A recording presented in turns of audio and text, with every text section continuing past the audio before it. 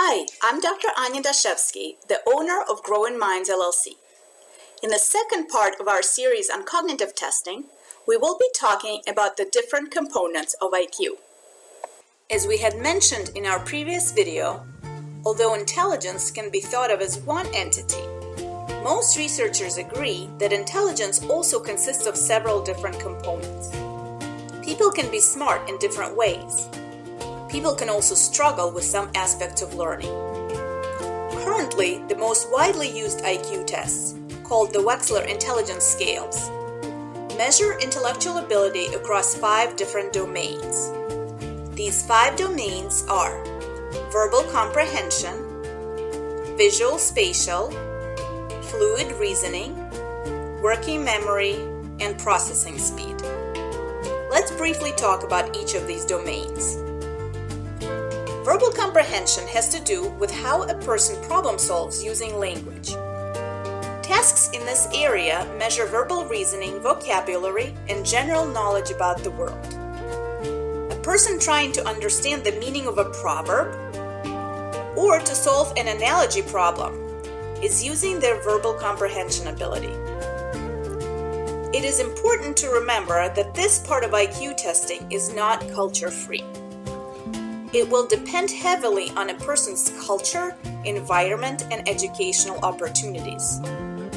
For example, a child who reads or listens to a lot of books will likely do better on a vocabulary task. I think of visual spatial ability as the engineer's intelligence.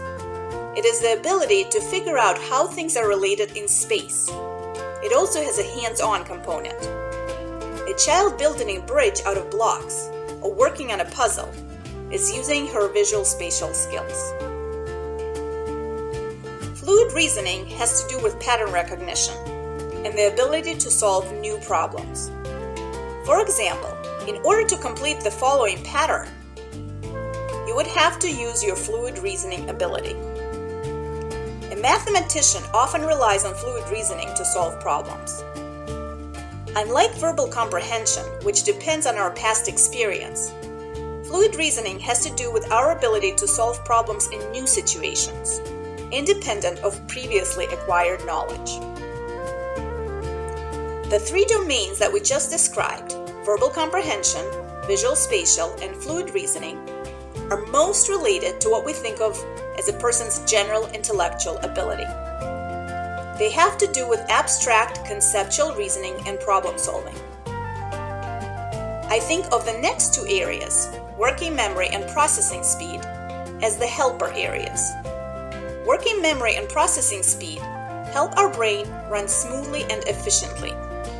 If we think of the first 3 components as the gears in our mind, the last 2 components are like the oil that keeps the gears turning smoothly. Working memory is the ability to hold information briefly in our mind so that we can perform a task with it. If I asked you, what is 3 times 7 minus 9 plus 6? You would have to use your working memory in order to solve this problem. You would have to hold the equation in your mind and perform mental math. Processing speed measures how quickly a person can process information, make a decision, and perform a task. For example, when a child is asked to solve as many math problems as he can in 1 minute, he's relying, among other things, on his processing speed to get it done. You're now familiar with the 5 domains of intelligence that are measured by the most common IQ tests. Stay tuned for our next video, where we discuss how to understand a written report and how to help your child prepare for IQ testing.